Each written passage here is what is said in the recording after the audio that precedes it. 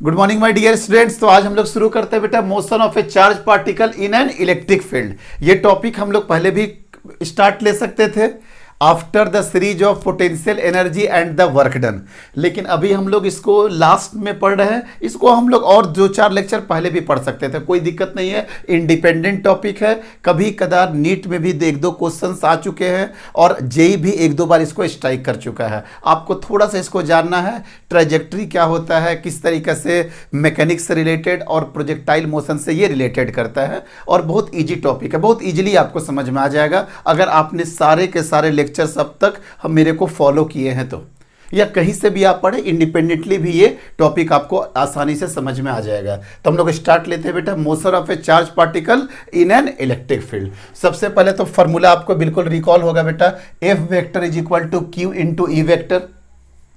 Electric field में कोई point charge बेटा या तो रेस्ट में रहे या यूनिफॉर्म मोशन पे रहे, उसमें फोर्स एग्जर्ट होता है। लेकिन वही अगर मूविंग चार्ज में चले जाए तो मूविंग चार्ज के लिए कंडीशन है कि बेटा उसको क्या होना पड़ेगा, मूविंग चार्ज पार्टिकल होना पड़ेगा। समझ में आया? इलेक्ट्रिक ऑरिजिन का जो फोर्स है वो रेस्ट कंडीशन और यूनिफॉर्म कंडीशन हर कंडीशन में अप्लाई है। बट मैग्नेटिज्म ओरिजिन का जो फोर्स है, मिस मैग्नेटिक फोर्स, वो सिर्फ और सिर्फ मूविंग चार्ज पार्टिकल के लिए ही अप्लाई है, क्योंकि वहां फॉर्मूला ही होता है बेटा q we B sign theta, charge velocity magnetic field into sin theta. अब देखिए, a point charge experience a force whether it is at rest, या तो ये रेस्ट में रहे या तो ये मोशन में रहे। Whereas magnetic force which is equal to Q we B sign theta which is applicable only for moving charge particle. Sir exact clear है? ये डायरेक्शन ऑफ इलेक्ट्रिक फील्ड, ये बेटा आपको पता होना चाहिए और आपको पता होगा भी कि आपके पास अगर पॉजिटिव चार्ज है, पॉजिटिव चार्ज पे जिधर इलेक्ट्रिक फील्ड का डायरेक्शन होता है उधर ही फोर्स का डायरेक्शन होता है। मिस पॉजिटिव चार्ज पार्टिकल के लिए दोनों का डायरेक्शन क्या होना चाहिए बेटा? सर दोनों का डायरेक्शन सेम होना चाहिए। लेकिन निगेटिव चार्ज पार्टिकल होगा, अगर इलेक्ट्रिक फील्ड आपका इधर होगा तो फोर्स क्या होगा बेटा? जस्ट उसके ऑपोजिट डायरेक्शन में। मिस पॉजिटिव चार्ज पार्टिकल पे फोर्स इलेक्ट्रिक फील्ड दोनों का डायरेक्शन सेम होता है, लेकिन निगेटिव चार्ज पार्टिकल पे इलेक्ट्रिक फील्ड एंड फोर्स दोनों का डायरेक्शन जस्ट ऑपोजिट होता है। ये कॉन्सेप्ट भी आपके पास क्लियर होगा बेटा। Work done in electric field, यहां तक तो कोई दिक्कत नहीं है। और एफ का फॉर्मूला हो गया क्यू ई, अगर पॉजिटिव चार्ज पार्टिकल रहा तो एफ और ई दोनों का दोनों क्या होगा बेटा? पैरेलल होगा। और अगर निगेटिव चार्ज पार्टिकल होगा तो एफ कभी भी पैरेलल बस जस्ट एंटी पैरेलल हो जाएगा। Means anti parallel means opposite direction में हो जाएगा। आई थिंक क्लियर है। Work done in electric field, work A B, work done A से बी, समझ में आ रहा है ना? कहां से लेके जा रहे हैं? ए से लेकर के बी तक। तो यहां पे क्या हो जाएगा बेटा? Charge into potential V we minus potential A, क्योंकि फाइनल आपको क्या करना है बेटा? बी, और इनिशियल क्या है? ए। तो final potential minus initial potential, या इसी को बोला जा सकता है क्यू इंटू डेल्टा वी। तो सब समझ में आ रहा है? Definition, direction of electric field, work done का भी रिवीजन करा दिए। तो क्या हो जाएगा? Work done a b q v we minus v a q delta v. कोई दिक्कत नहीं है। अब एक बात बताओगे बेटा, ई एंड वी में क्या रिलेशन होता है? अच्छा यहाँ पे है ई एंड वी में रिलेशन क्या होगा? Sir E is equal to, आपको भी पता है, minus del V by del R. X Y Z ले लेते हैं कोऑर्डिनेट, तो minus del V by del X या minus del V by del Y, इस तरीके से होता है। और जनरलाइज क्या होता है बेटा? ई बराबर पोटेंशियल डिफरेंस डिवाइडेड बाई दोनों के बीच का जो डी होगा बेटा डिफरेंस। तो समझ में आ गया? Delta we divided by D, ये होगा आपका इलेक्ट्रिक फील्ड। ये तो जनरल हम आपको कराए ही, relation between E and V में पूरी तरीके से डील कर दिए थे, एक्स वाई जेड। लेकिन अगर आपको ई और वी का रिलेशन देखना होगा तो ई बराबर क्या हो गया? पोटेंशियल डिफरेंस डिवाइडेड बाई ये, या पोटेंशियल डिवाइडेड बाई डी। अभी आएगा प्रॉब्लम तो वहां पे आपको हम रिलेट कर देंगे। मीन्स यहाँ पे हम लोग एक और रिलेशन भी बता सकते हैं, ई बराबर वी बाई डी, इसलिए वी बराबर क्या हो जाएगा बेटा? E into d. V potential बराबर क्या होगा? E into d. और ई का एक यूनिट भी आपको पता है, न्यूटन पर कूलम तो होता ही। यहां से देखो ना, ई बराबर क्या हो जाएगा बेटा? एफ डिवाइडेड बाई क्यू, मतलब सर ये न्यूटन और ये क्या हो गया? कूलम। लेकिन एक और होता है वोल्ट पर मीटर। देखो तो बेटा पोटेंशियल डिफरेंस का क्या हो गया वोल्ट, और डी का क्या हो गया बेटा आपका मीटर हो गया। तो वर्क डन का भी फॉर्मूला क्लियर हो गया, ई का भी फॉर्मूला क्लियर हो गया। When a charge particle is accelerated by the electric field, अगर कोई चार्ज पार्टिकल एक्सेलरेटेड होता है इलेक्ट्रिक फील्ड में, तो अब देखिए बेटा एक्सेलरेशन से भी रिलेटेड आपको हम कुछ कॉन्सेप्ट और क्लियर करा देते हैं। देखिए बेटा वर्क डन बराबर क्या हो गया, वर्क डन बराबर क्या हो जाएगा यहाँ पे Q इंटू डेल्टा वी, ये तो क्लियर ही कर दिए। आगे अभी बहुत सारा यूज करेंगे बेटा। काइनेटिक एनर्जी तो आपको पता ही होगा, half mv², half into mass into velocity का होल स्क्वायर। ये सारे फार्मूला के साथ हम लोग यहाँ पे बेटा सारे प्रॉब्लम को सॉल्व करेंगे, ठीक है। वर्क एनर्जी थ्योरम क्या होता है बेटा, वर्क डन बराबर क्या लिखेंगे बेटा बताइए। वर्क डन बराबर क्या होगा, change in kinetic energy means half mv² minus half mu²। यहां सब तो नोट करते जाओ बेटा, कुछ और फार्मूला हम आपको करा देते हैं, ठीक है। देखिए ध्यान से क्या है बेटा, वर्क डन वाला यहाँ पे थोड़ा सा ज़्यादा कचरा हो जा रहा था, इसीलिए थोड़ा साफ सुथरा और कर देते हैं इसको। देखिए यहाँ पे वर्क डन बराबर क्या होता है, वर्क डन बराबर क्या हो जाएगा, change in kinetic energy, change in work done बराबर क्या लिख देंगे बेटा, Q इंटू पोटेंशियल का difference is equal to half mv², final velocity का whole square minus half mu²। अगर u इनिशियल वेलोसिटी अगर आपका 0 है तो क्या हो जाएगा बेटा, Q डेल्टा v बराबर क्या हो जाएगा, हाफ mv²। ये बहुत इंपॉर्टेंट रिलेशनशिप है, कोई दिक्कत नहीं है। अगर इलेक्ट्रिक फील्ड के टर्म में लेना पड़ेगा तो बेटा अभी जस्ट बताया ना, E बराबर क्या होगा, delta V divided by D। तो डेल्टा V बराबर क्या हो जाएगा बेटा, E इंटू डी, मतलब Q into E into D बराबर क्या हो गया, हाफ m वेलोसिटी का होल स्क्वायर। ये भी बहुत इंपॉर्टेंट रिलेशन है। तो आपको यहाँ पे बस फार्मूला ही फार्मूला मिलेगा और सबको बस इक्वेट करना हो और ज़्यादा कोई हेडेक नहीं है इसमें, आराम से हो जाएगा बेटा। QED बराबर half mv², Q delta V बराबर हाफ mv²। अगर इनिशियल वेलोसिटी भी देगा तो माइनस हाफ mu²। ये हो गया वर्क एनर्जी थ्योरम। अब आगे देखो बेटा, ग्रेविटी फोर्स का नाम सुने हो गया, F is equal to mg। Normal तरीके से तो सुने हो ना, F इज इक्वल टू क्या होता है, ma होता है। ये तो न्यूटन सेकंड लॉ हो गया। और ग्रेविटी में क्या हो जाएगा, m इंटू जी हो जाएगा। अगर ग्रेविटी को कंसिडर किया जाए तो F is equal to mg। अब यहाँ पे है बेटा, अगर ग्रेविटी फोर्स को नेग्लेक्ट कर दिया जाए, आगे के प्रॉब्लम में आपको डील करेंगे। F इज इक्वल टू क्या होता है बेटा, m इंटू ए, और F बराबर अभी जस्ट पढ़ाए थे ना Q इंटू ई, तो A बराबर क्या हो जाएगा बेटा, QE डिवाइडेड बाई M। इसको ध्यान रखिएगा बेटा, ये एक्सेलरेशन किसके वजह से आया है सर, ये एक्सेलरेशन आया है due to electric field. Electric field के वजह से ये एक्सेलरेशन आया है, ड्यू टू इलेक्ट्रिक फील्ड। यह ध्यान रखना बेटा।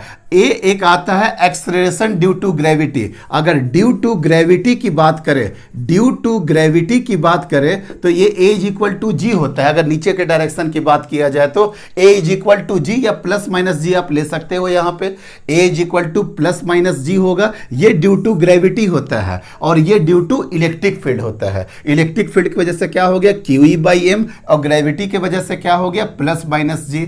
अगर क्वेश्चन में बोल देगा कि इफ ग्रेविटी फोर्स को नेग्लेक्ट, तो आप जो एक्सेलरेशन लेकर के चलना, ए बराबर क्या हो जाएगा बेटा, Q E divided by m. या कहीं पे जी का अगर यूज आएगा तो आप समझ जाओगे कि यहां पे acceleration due to gravity, gravity का प्रेजेंस नहीं है, एक्सेलरेशन का प्रेजेंस है। तो वहां पे एक्सेलरेशन ड्यू टू ग्रेविटी काम करेगा, q E divided by m. लेकिन वहां पे acceleration due to gravity, gravity के वजह से काम नहीं करेगा, ड्यू टू इलेक्ट्रिक फील्ड की वजह से काम करेगा, q E divided by m. ये रिलेशन बहुत इंपॉर्टेंट है बेटा, ए बराबर q E divided by M.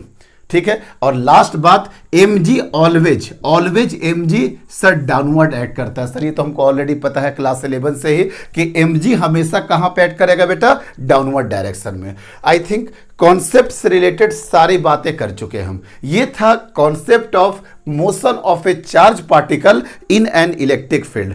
अब इसके बाद भी बेटा कुछ ना कुछ कॉन्सेप्ट, थोड़ा सा और एक कॉन्सेप्ट बचा है। कई लोग उसको क्वेश्चन के साथ डील करते हैं और कई लोग उसको डायरेक्टली थ्योरी के साथ भी डील कर देते हैं। हम देखिए बेटा, आपको थ्योरी के साथ भी डील कर देंगे और प्रॉब्लम के साथ भी डील कर देंगे। दोनों तरीके से हम आपको डील करते हैं, आप देखते रहोगे बेटा।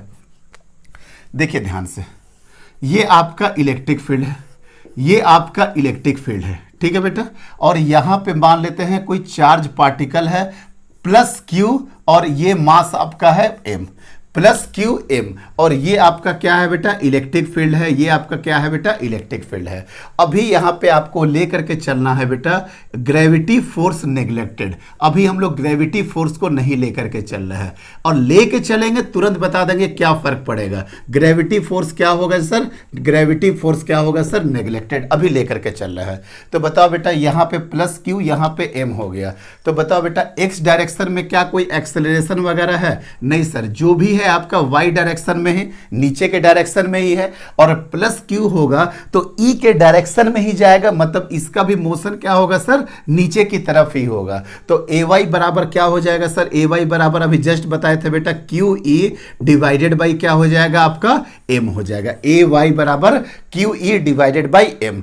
चार्ज कांस्टेंट, मास कांस्टेंट, और ई अगर आपका यूनिफॉर्म इलेक्ट्रिक फील्ड है, ई अगर आपका यूनिफॉर्म इलेक्ट्रिक फील्ड है, मिस ये वाला क्वांटिटी क्या होगी आपका, constant. Miss sir x direction में सब कुछ जीरो है, लेकिन वाई डायरेक्शन में आपका क्या है, uniform uniform uniform accelerated motion. यहां पे एक्सेलरेशन है, लेकिन कैसा है, वेरिएबल नहीं है सर, यूनिफॉर्म है, या आपका क्या है बेटा, कांस्टेंट है, यह आपका कांस्टेंट है। अगर कभी भी एक्सेलरेशन कांस्टेंट लग जाएगा बेटा, तो आप समझ जाओ कि आप वहां पे काइनेमेटिक्स के इक्वेशन यूज कर सकते हैं। अगर इसका इनिशियल वेलोसिटी जीरो है तो v बराबर क्या हो जाएगा, a इंटू टी, तो फाइनल वेलोसिटी क्या हो जाएगा, Q E divided by M into T. Sir एक इक्वेशन यहां से देखिए बेटा, एक्सेलरेशन ऑफ y निकाल दिए Q E divided by M, और v निकाल दिए Q E by M into T. S बराबर U T plus half A T square. How much distance to be covered, तो हाफ ए, एक जगह पे क्या लिख दे बेटा, Q E divided by M into t square. क्या निकाल दिए बेटा, एस बराबर half q E divided by M into t square. और एक फॉर्मूला क्या होता है, वी स्क्वायर बराबर 2as, तो 2 और q E divided by M, और यहां पे s, और यहां से s यहां पे भी ला सकते हैं।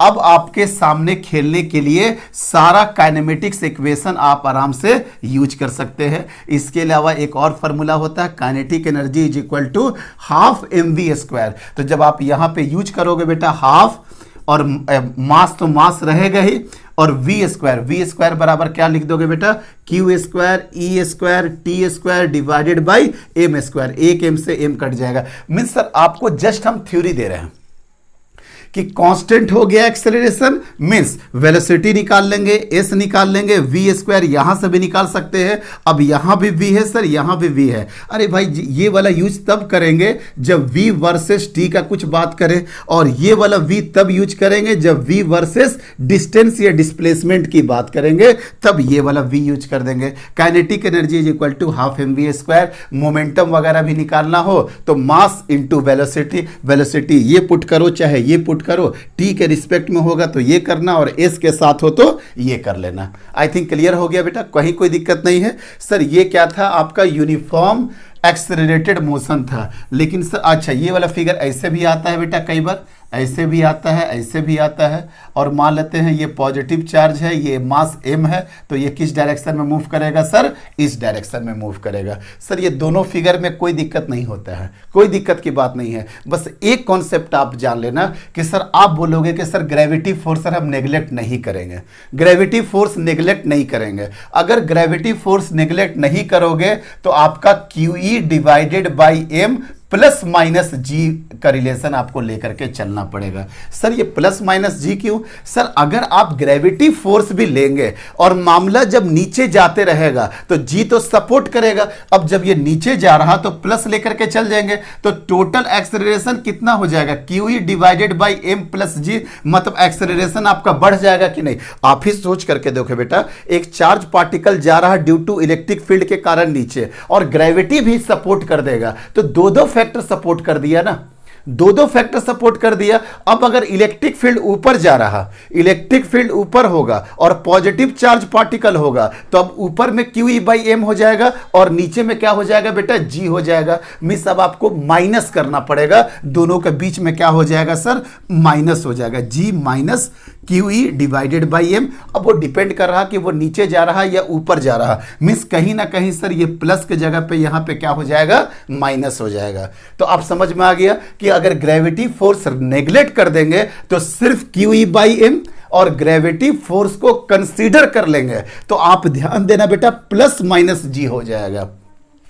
प्लस कब? जब पहले से इलेक्ट्रिक फील्ड नीचे जा रहा और जी भी सपोर्ट कर दिया तो दो दो फैक्टर सपोर्ट कर दिया तो दोनों क्या कर देंगे प्लस। और अगर इसी जगह पे माइनस चार्ज रहता बेटा, अगर माइनस क्यू रहता तो इस पे तो फोर्स ऊपर लगता, मींस एक्सेलरेशन ऊपर चला गया कि नहीं, याद समझ में आ रहा है ना। अगर पॉजिटिव है तब तो इलेक्ट्रिक फील्ड के अलॉन्ग गया, अगर ये माइनस क्यू रहता तो फोर्स ऊपर, मींस एक्सेलरेशन भी क्या हो जाता ऊपर, और नीचे अगर आपका ग्रेविटी आ जाता। अब दोनों देखते बेटा, ऊपर एक्सेलरेशन ड्यू टू वाई के कारण, सॉरी वाई डायरेक्शन में इलेक्ट्रिक फील्ड के कारण ऊपर और जी क्या हो जाएगा नीचे। मींस सर समझ में आ गया कि सर ग्रेविटी फोर्स रहे या ना रहे हम दोनों को बड़ा आराम से टैकल कर सकते हैं। अगर इलेक्ट्रिक फील्ड नीचे, positive charge particle means acceleration नीचे और जी भी नीचे मींस सपोर्ट कर जाएगा Q E divided by M plus G. अगर इलेक्ट्रिक फील्ड ऊपर, positive charge particle means acceleration भी ऊपर और जी नीचे मींस सर निगेटिव हो जाएगा।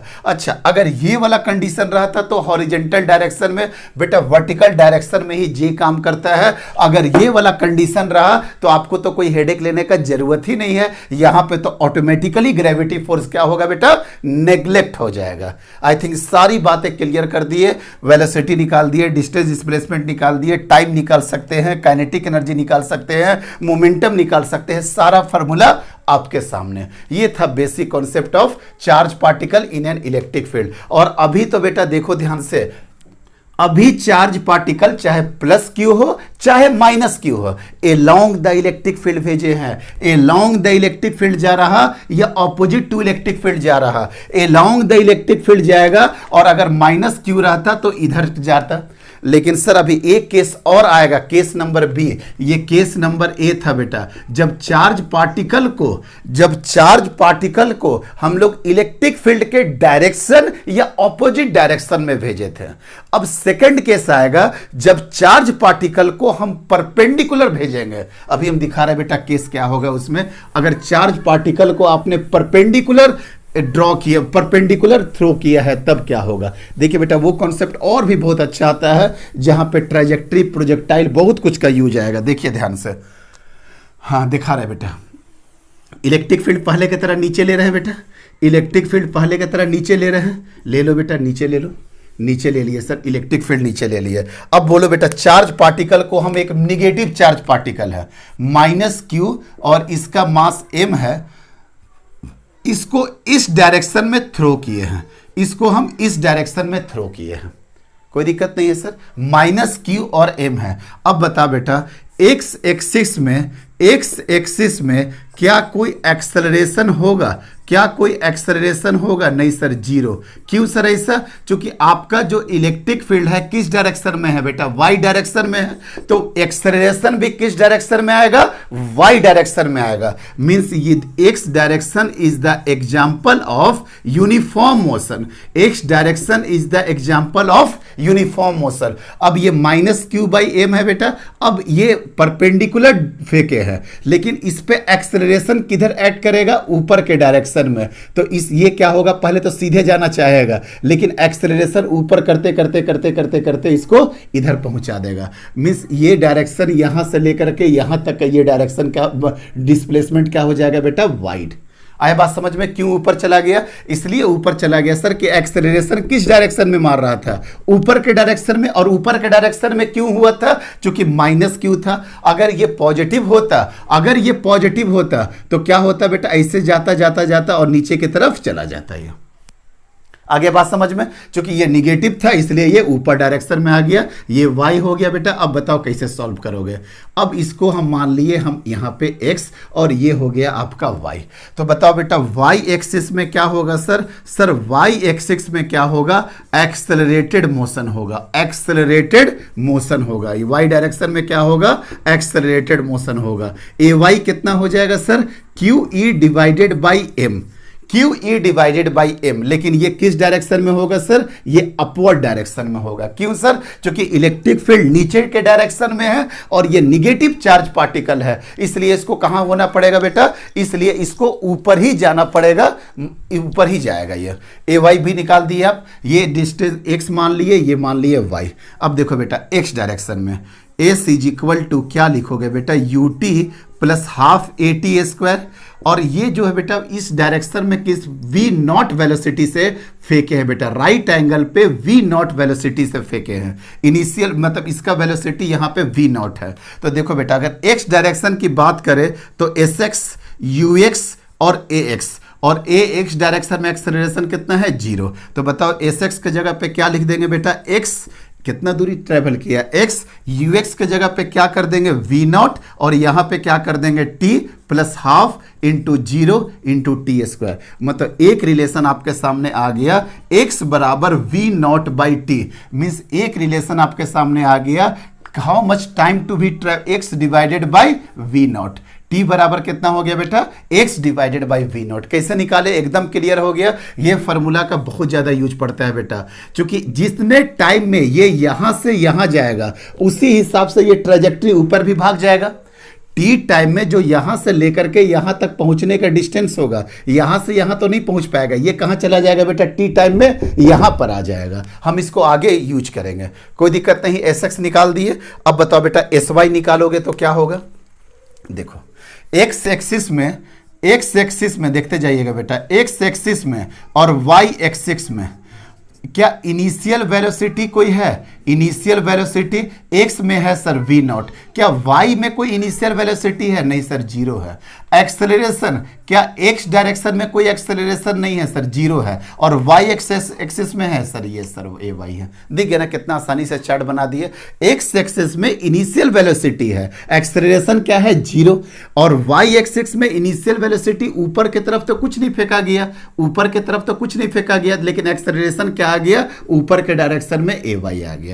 आई थिंक कोई दिक्कत नहीं है। तो यहां पे आप करोगे एस वाई बराबर u y t plus half a y into t square. S y के जगह पे क्या लिख दोगे बेटा? वाई। यू वाई तो 0 है, देखो बेटा यू वाई कितना हो गया? 0 plus half a y. A y का मतलब कितना हो गया बेटा? Q E by M into t square. यही टी स्क्वायर बराबर कितना हो जाएगा बेटा? X square divided by v naught square. देखो बेटा बहुत इंपॉर्टेंट है रिलेशनशिप निकालना। तो वाई बराबर आपके सामने क्या आ गया? Half q E divided by m x square divided by v naught square. और यही से तुम बोल सकते हो कि सर ऐसा पाथ क्या होगा? पैराबोलिक होगा। क्यों? क्योंकि y is directly proportional to x square. और ये किसका इक्वेशन है सर?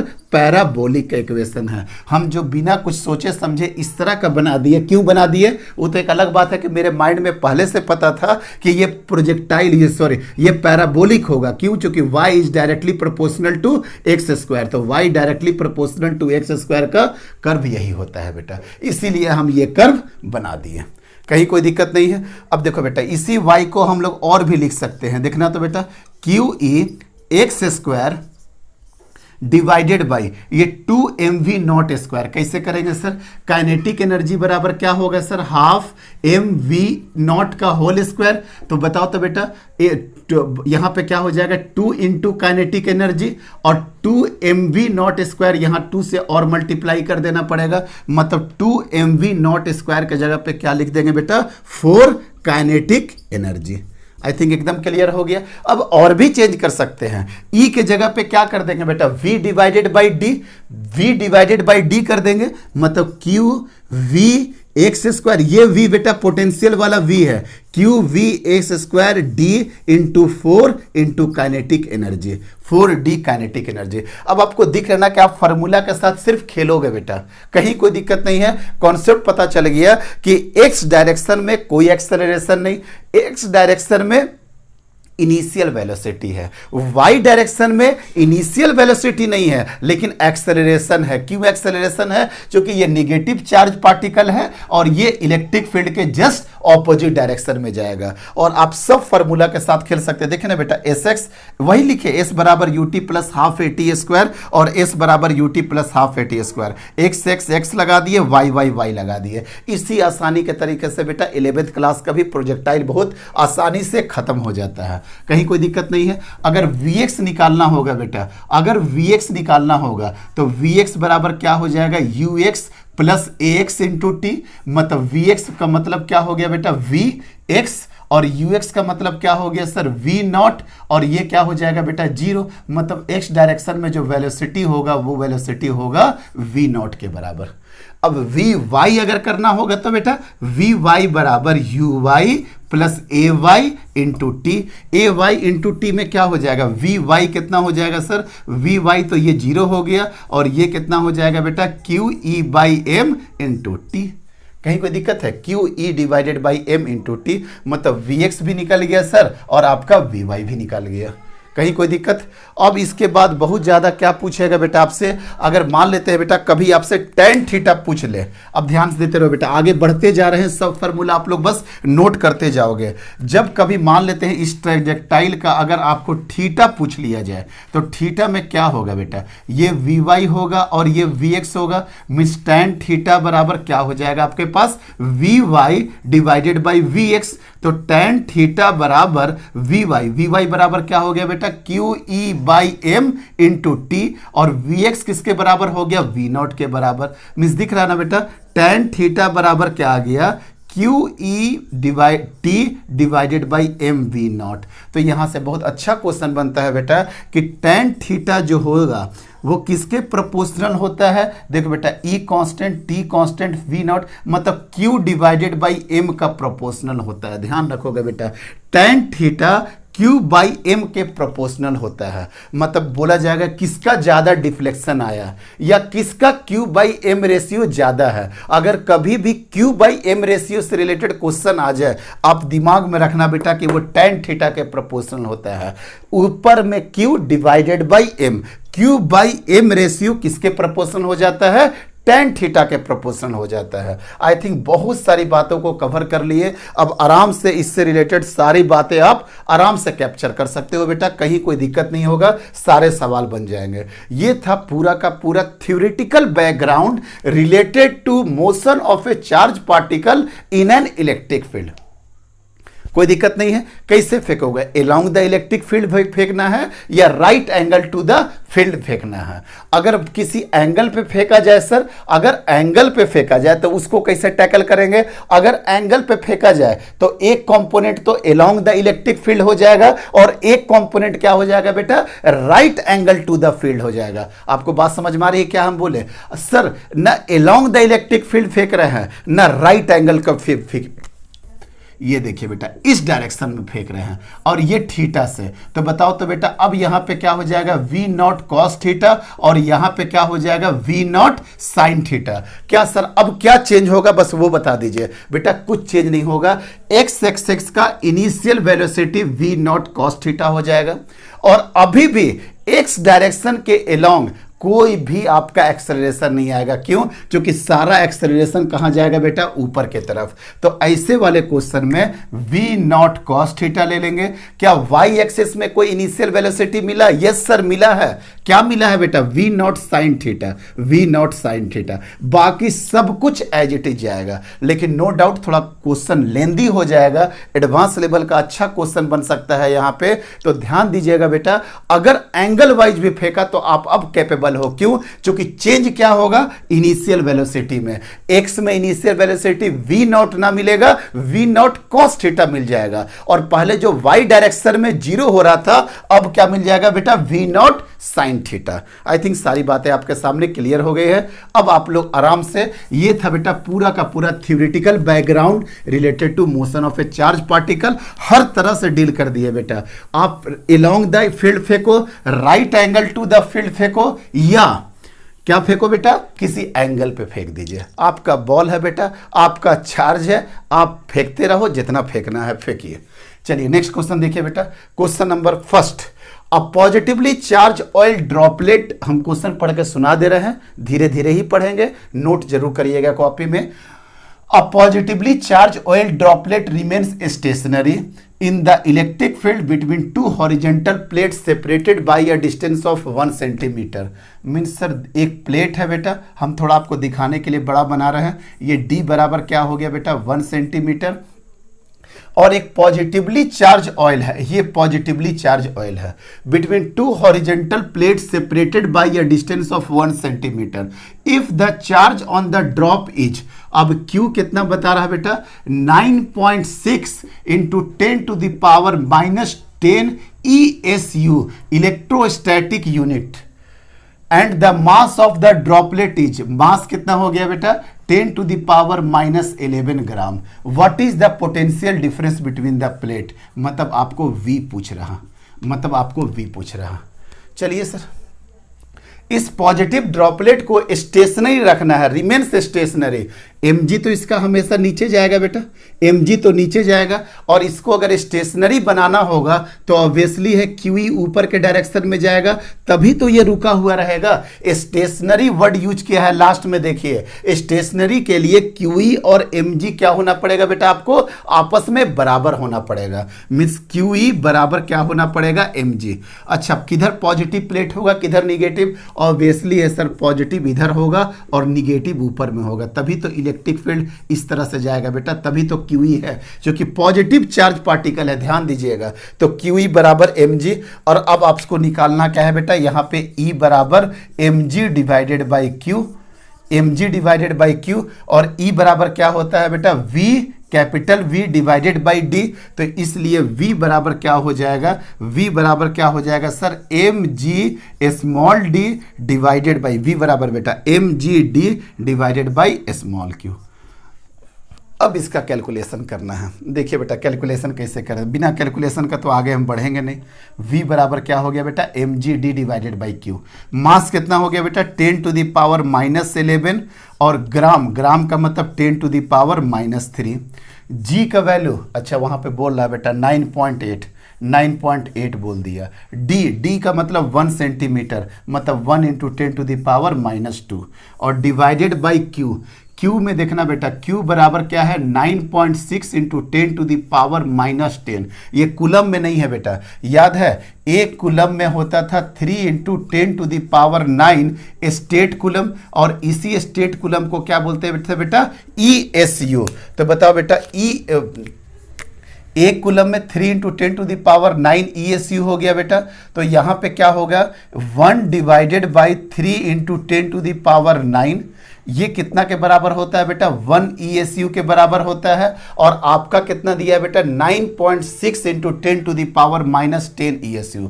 मतलब सर कुछ नहीं करेंगे, ये ESU के जगह पे, ये ESU के जगह पे क्या रख देंगे बेटा 1/3 इंटू 10⁻9, और यहाँ पे क्या आ जाएगा कुलम, बस यही है। एक ESU बराबर देख लिए कितना आ गया, तो एक ESU, अब चार्ज कितना बोलो बेटा, चार्ज हो गया 9.6 इंटू 10⁻10, और ऊपर चला जाएगा बेटा 3 इंटू 10⁻9। अब आपको सॉल्व करना है, देखते हैं सर कैसे सॉल्व होगा। देखो बेटा ये 10 ऊपर चला गया, पहले 10 का पावर को पहले मैनेज करते हैं बेटा, ये 10 का पावर ऊपर चला गया, तो 10 और 9 19, ये हटा करके यहाँ पे 19 कर देते हैं बेटा, 19 कर दिए। अब 11 और 3 14, 14 और 2 16, मतलब 19 में से 16 गया, तो सबको हटा दो बेटा, 19 में से 16 गया, मीन्स बच क्या रहा 10⁻3, 10⁻3 बच रहा। अब देख बेटा क्या कैलकुलेशन करना है, 9.8 into 3 divided by 9.6 into 10⁻3। Objective question है बेटा कॉम्पिटिटिव एग्जाम का, तो इतना समझ लो, ये कितना हो गया बेटा 3 इंटू 10⁻3 3000, और 9.6 और 9.8 लगभग कटेगा, लेकिन थोड़ा सा ज्यादा रहेगा कि नहीं 1 पॉइंट समथिंग, मतलब इसका जो आंसर होगा बेटा 3000 से थोड़ा सा ज्यादा होगा, बहुत ज्यादा नहीं, बहुत स्लाइटली ज्यादा होगा, मतलब कहीं ना कहीं 3000 और 3100 के बीच का जो आंसर है वही राइट आंसर होगा। और तय मानों के ऑब्जेक्टिव क्वेश्चन में एक ऑप्शन भी बीच में होगा। अब दूसरा ऑप्शन कहां चला जाएगा? 3500 में 3500, फिर कहां चला जाएगा? 4500, और एक कहां जाएगा? 1500। तो आप आराम से क्वेश्चन को पिक कर सकते हैं इसके ऑप्शंस। 3000 से सर थोड़ा सा आगे बढ़ेगा, आई थिंक अब इसमें हम ज़्यादा टाइम नहीं देंगे, आप आराम से समझ सकते हो कि सर हल्का सा ही ज़्यादा आएगा और आपके ऑप्शंस में आपको पकड़ में आ जाएंगे। और बोर्ड से रिलेटेड अगर क्वेश्चन होगा तब तो आराम से आपके पास टाइम भी है। 3000 प्लस बस करना है बेटा। फर्स्ट क्वेश्चन हो गया। अच्छा, एक क्वेश्चन इसमें और था, now if polarity of the plate is reversed. याद है बेटा, ये ही था polarity, positive positive positive positive, ये था QE और नीचे क्या था बेटा आपका Mg, और ये था निगेटिव निगेटिव निगेटिव। अब क्या बोल रहा कि प्लेट का पोलैरिटी रिवर्स कर दिए, प्लेट का पोलैरिटी रिवर्स कर दोगे, मतलब ऊपर पॉजिटिव पॉजिटिव पॉजिटिव और नीचे निगेटिव निगेटिव निगेटिव। Mg तो पहले से लग रहा था और नीचे में क्या लगेगा? QE। क्या लग जाएगा बेटा? नीचे में, अब नीचे के डायरेक्शन में Q लगेगा तो कभी भी स्टेशनरी में नहीं रह पाएगा, ये भी आपको पता है। तो क्या क्वेश्चन पूछ रहा? What is the instantaneous acceleration of the droplet. Droplet का इंस्टेंटेनियस एक्सेलरेशन क्या होगा? F नेट बराबर अब कितना हो जाएगा sir? Mg plus QE, Mg plus QE। और इससे पहले आप लोग क्या पढ़े थे बेटा? Mg बराबर QE, तो Mg और QE के जगह पे क्या लिख देंगे बेटा? Mg, मतलब क्या हो जाएगा? 2mg, और इधर क्या हो जाएगा बेटा? M में M से M कटा, मतलब इंस्टेंटेनियस एक्सेलरेशन क्या होगा बेटा आपका? 2g के बराबर हो जाएगा। इंस्टेंटेनियस एक्सेलरेशन किसके बराबर हो गया? 2g means 9.8 into 2 means 19.6 meter per second square. कितना आसान क्वेश्चन था। पोलैरिटी रिवर्स किए, स्टेशनरी तो आएगा नहीं, स्टेशनरी नहीं आएगा मतलब ड्रॉपलेट चलना शुरू होगा तो इसका इनिशियल क्या होगा? इनिशियल में तो जस्ट स्टार्ट की बात कर रहा है, इंस्टेंटेनियस एक्सेलरेशन क्या होगा? तो mg प्लस QE, और QE के बराबर अभी हम जस्ट क्या पढ़े थे बेटा? mg, तो mg प्लस mg 2mg। आई थिंक क्लियर हो गया होगा। आसान क्वेश्चन था। ध्यान रखिएगा बेटा, कई बार ये क्वेश्चन आता है कि अगर पोलैरिटी रिवर्स कर दिए, चेंज कर दे तो क्या होगा। क्वेश्चन नंबर 2 पढ़िए। The distance between two plates of a cathode ray oscillography is 1 centimetre. अब फिर दो प्लेट है बेटा, दो प्लेट है, दोनों प्लेट के बीच का डिस्टेंस कितना हो गया बेटा? 1 सेंटीमीटर डिस्टेंस हो गया। And potential difference them is 1200 volt, मतलब 1200 वोल्ट हो गया potential. If an electron of energy 2000 electron volt, energy की बात कर दिया बेटा, 2000 इलेक्ट्रॉन वोल्ट। अब इसको आपको सॉल्व करने आना चाहिए। 2000 इलेक्ट्रॉन वोल्ट का मतलब होता है 1.6 इंटू 10 टू द पावर -19, और ये हो जाता है जूल। ये कुछ नहीं होता है बेटा, वर्क डन का फॉर्मूला पता है ना? Q into V। तो वर्क डन में इलेक्ट्रॉन अगर लो ले लोगे तो इलेक्ट्रॉन का वैल्यू क्या हो जाएगा? 1.6 इंटू 10 टू द पावर -19। तो देखो तो बेटा work done E into V, यही तो है बेटा इलेक्ट्रॉन वोल्ट, और इलेक्ट्रॉन इंटू वोल्ट इसी को क्या बोलते हैं बेटा हम लोग? जूल वर्क डन बोलते हैं। आई थिंक कन्वर्जन समझ में आ गया, बहुत ज़्यादा कोई टफ नहीं था। तो 2000 into 1.6 into 10 to the power -19 joule, और पोटेंशियल डिफरेंस कितना है बेटा? 1200 volt. If an electron of energy इतना intersect right angle to the field, वाह वाह, right angle to the field आ रहा है। अच्छा, इसमें दो तरह का क्वेश्चन हम देखे हैं बुक में। किसी में वो बोल दिया है कि इस तरह से फेंक रहे हैं 0 0 के हिसाब से, और कहीं फिगर तो दे दिया है और कहीं फिगर नहीं दिया है। ये दो तरह का क्वेश्चन है बुक में बेटा, अलग अलग बुक में। एक जगह तो ये क्या काम कर दिया है कि इस तरीके से 0 0 राइट एंगल दे दिया है, मिस कोऑर्डिनेट एक्सिस फिक्स कर दिया है कि हम बीचों बीच फेंक रहे हैं, और कहीं कहीं फिगर दिया ही नहीं है। तो आप यहां से भी फेंक सकते हो, कहीं से भी फेंक सकते हो, बट आपको क्या करना पड़ेगा? राइट एंगल पे फेंकना, लेकिन रेफरेंस लेना पड़ेगा कि ये 1 सेंटीमीटर है ना। आगे देखना, What will be the deflection if plates are 1.5 centimeter long?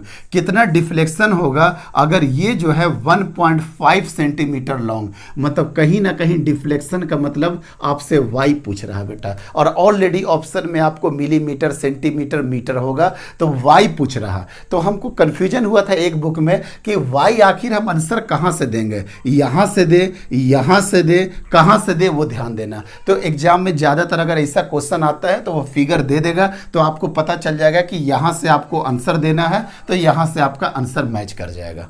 अगर मान लेते हैं कि सर वो कुछ नहीं बोला, ज़्यादा कुछ दिमाग नहीं लगा रहा, तो वो जानते हो बेटा, अगर मान लेते हैं यहाँ से आंसर अगर आपका 0.2 आया है तो एक देगा 0.2, एक देगा 0.6, ऐसा नहीं देगा कि आप इसके साथ 0.5 जोड़ दोगे तो वो आंसर आ जाएगा। आई थिंक हो सकता है मेरी बातों में आपको कंफ्यूजन अभी आ रहा होगा कि सर आप बोलना क्या चाहते हैं। बोलना ये चाहते हैं बेटा कि हम दो बुक में देखें कि एग्जैक्ट हमको रेफरेंस पता नहीं चल पाया कि हम बीचों बीच फेंक रहे हैं या यहां से फेंक रहे हैं। चलिए हम क्वेश्चन में आते हैं, उसके बाद हम आपको डील करते हैं। आपको वाई पूछ रहा, क्वेश्चन तो समझ में आ गया। The distance between two plates of a cathode ray oscillography is 1 centimetre, इसी का बीच का दूरी है 1 सेंटीमीटर। पोटेंशियल डिफरेंस दे दिया है, एनर्जी आपका दे दिया है। If an electron of energy इतना intersect right angle to the field, field इधर है बेटा, फील्ड कहीं का इस तरीका से है, right angle to the field, ये है आपका फील्ड, तो ये इधर जाएगा, इधर जाएगा, इधर चला जाएगा।